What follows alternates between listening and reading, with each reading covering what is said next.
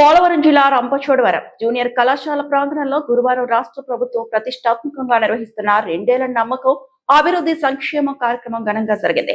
ప్రజా ప్రతినిధులు, అధికారులు జ్యోతి ప్రజ్వలన చేసి కార్యక్రమాన్ని ప్రారంభించారు. అనంతరం ప్రభుత్వ 2 ఏళ్ల పాలనలో రాష్ట్రం ముఖ్యంగా గిరిజన ప్రాంతాల్లో అమలు చేసిన అభివృద్ధి సంక్షేమ కార్యక్రమాలను వివరిస్తూ ప్రత్యేక ప్రగతి నివేదికను ప్రజలకు అందించారు. ఈ కార్యక్రమంలో జిల్లా collector K Dinesh Kumar, Rampachodavaram MLA Miriyala Sirishadevi, రాష్ట్ర ST commission chairman S Bojjireddy, joint collector Surapati Prashanth Kumar తదితరులు పాల్గొన్నారు. మన ముఖ్యమంత్రి గారి దృష్టిలో పెట్టడం జరిగింది. ఆయన ప్రతిపక్షంలో ఉన్నప్పుడు విఆర్పురం ప్రాంతం ఇచ్చేసి అక్కడ పోలవరంలో నిర్వాసితులైన వారు, అదేవిధంగా రంపచోడవరం ప్రజలు పాడేరెళ్ళ విధంగా ఒక నియోజకవర్గానికి ఒక జిల్లా చేసి ఈరోజు ఎక్కువ శాతం గిరిజనులు ఉన్నటువంటి ప్రాంతం మన రంపచోడవరం. మన రాష్ట్ర చంద్రబాబు నాయుడు గారు మనకు కల్పించడం వల్ల దీని యొక్క ముఖ్య ఉద్దేశం మీ అందరికీ అర్థమయ్యే ఉంటుంది.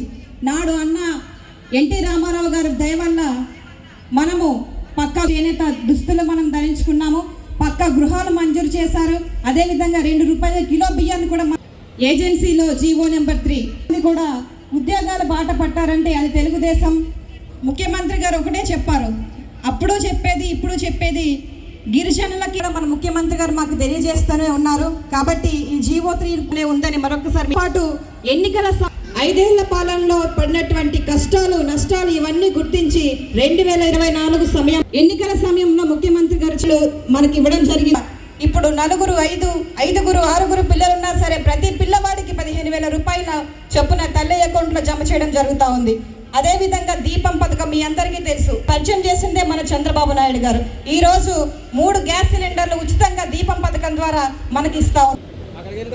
అన్నదాత సుఖీభవ పథకం సంవత్సరానికి పిఎం కిసాన్తో కలిపి అన్నదాత సుఖీభవ 2 కలిపి సంవత్సరానికి ఏడాదికి 20,000 రూపాయలు. ఈ కార్యక్రమానికి విచ్చేసినటువంటి గౌరవ ఎస్టీ కమిషన్ చైర్మన్ గారికి, గౌరవ ఎమ్మెల్యే గారికి, ప్రజాప్రతినిధులందరికీ, మీడియా మిత్రులకి, అధికారులకి, అలాగే మన ప్రాంత గిరిజనులందరికీ కూడా నేను స్వాగతం పలుకుతూ ఉన్నాను. ఈరోజు మనం ఈ కార్యక్రమము జరుపుకోవడము చాలా సంతోషంగా ఉంది.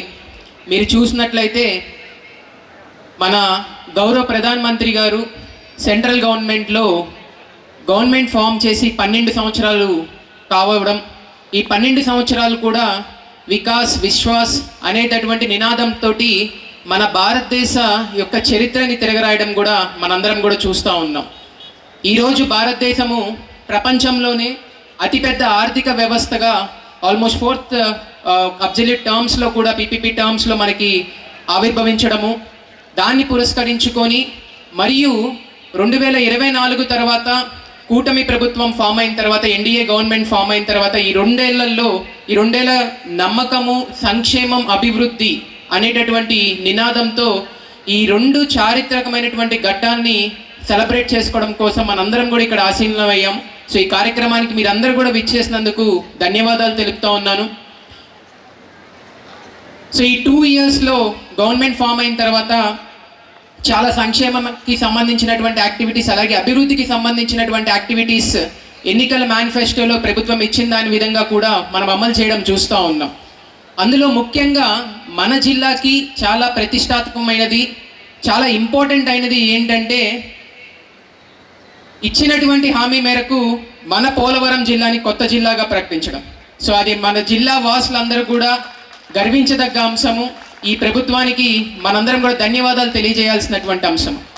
సో పోలవరం జిల్లా నూతన జిల్లాగా ఫామ్ చేయడం వల్ల ఈ గవర్నమెంట్కి ఈ ప్రాంతం పట్ల ఉన్నటువంటి చిత్తశుద్ధి ఏంటనేది మనందరికీ తెలుస్తూ ఉంది. సో ఒక స్పెషల్ ఫోకస్ పోలవరం ప్రాజెక్ట్కి ఇవ్వాలి. దాంట్లో నుంచి వచ్చేటటువంటి ఈ R&R సమస్యలు కానీ, లేకపోతే R&Rకి సంబంధించినటువంటి ఇష్యూస్ ఏవైతే ఉన్నాయో వాటన్నిటినీ కూడా త్వరతగిన పూర్తి చేయాలి, కంప్లీట్ చేయాలనే ఉద్దేశంతో ఒక ప్రత్యేక జిల్లాని క్రియేట్ చేయడము, తద్వారా మన జిల్లాని అభివృద్ధి ప్రదంలోనే పెట్టే విధంగా గవర్నమెంట్ తీసుకున్నటువంటి నిర్ణయానికి మనందరం కూడా గవర్నమెంట్కి ధన్యవాదాలు తెలియజేయాలని చెప్పి నేను కోరుతా ఉన్నాను.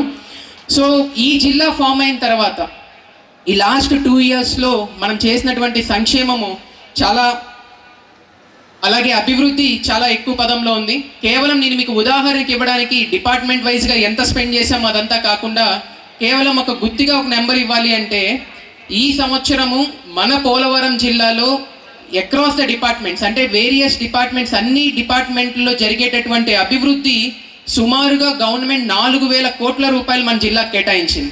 కేవలం ఈ ఒక్క సంవత్సరము ఇక్కడ ఉన్నటువంటి సంక్షేమము అభివృద్ధి చేయడం కోసం 4,000 కోట్ల రూపాయలు మన జిల్లాకి అలొకేట్ చేయడం జరిగింది. వీటన్నిటిని కూడా మనం వేరియస్ డిపార్ట్మెంట్స్ ద్వారా ప్రజలందరికీ మన గిరిజనులందరికీ కూడా అందించుతామని చెప్పి మీ అందరికీ కూడా తెలియజేస్తా ఉన్నాము.